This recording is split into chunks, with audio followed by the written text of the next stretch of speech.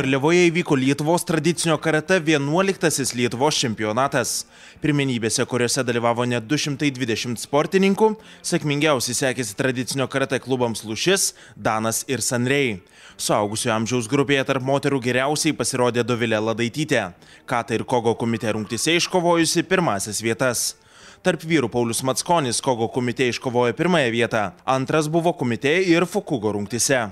Tuo tarpu Dominykas Žibutis nugalėjo kumite ir Fukugo rungtyse, Kogo kumite liko antras. Kata rungtyje žibėjo Vadimas Akimovas.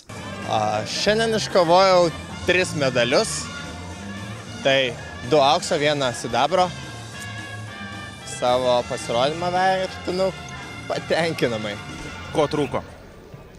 Ko trūko? Techniškumo galbūt, mažiau traumų.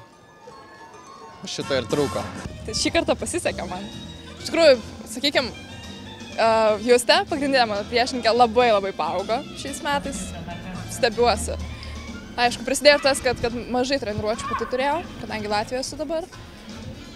Bet čia iš tikrųjų sporto čempionatas visą laiką yra sėkmės dalykas. Galbūt šį kartą pasisekė, aš prieš ją laimėjau. Gal kitais metais bus kitaip, kas ten žino. Iš tikrųjų gausus dalyvių skaičiumi renginys, bet praėjo labai sklandžiai. Truputėlį pergyvenau prieš čempionatą, kaip darysim, ką darysim. Labai stipriai ruošim teisėjų korpusą ir sprendėm klausimą, padarėm čempionatą, atrankinės kovas ant 3 aikštelių. Iš tikrųjų praėjo labai sklandžiai. Lietuvos tradicinio karate čempionatas buvo patikėtas organizuoti tradicinio karate klubui Tikslas.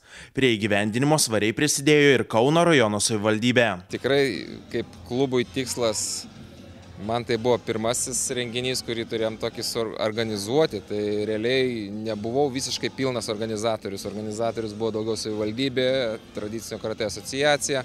Mes daugiau buvom vykdytojo roliai ir iš tikrųjų visi bendrom jėgom padarėm tai, ką padarėm. Šiandien netitraukdamas akių visą tą laiką stebėjau visas kovas ir nuoširdžiai džiaugiausi, kad tai, kas sukaupta per 2000 metų, o būtent valios ugdymas, savikontrolė, pagarba priešininkui, tos vertybinės nuostatos, kurios, manau, reikalingos visame gyvenimo kelyje. Tai šita sporto šaka akivaizdžiai tą šiandien patvirtino.